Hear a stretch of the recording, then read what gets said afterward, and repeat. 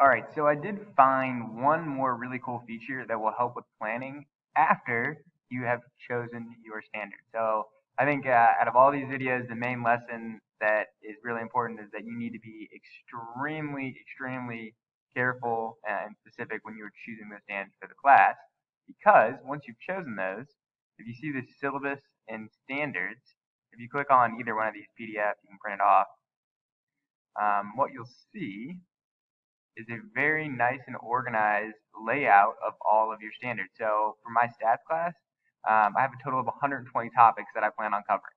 And that makes sense. You know, we're probably going to have roughly 50, maybe 60 days of instruction.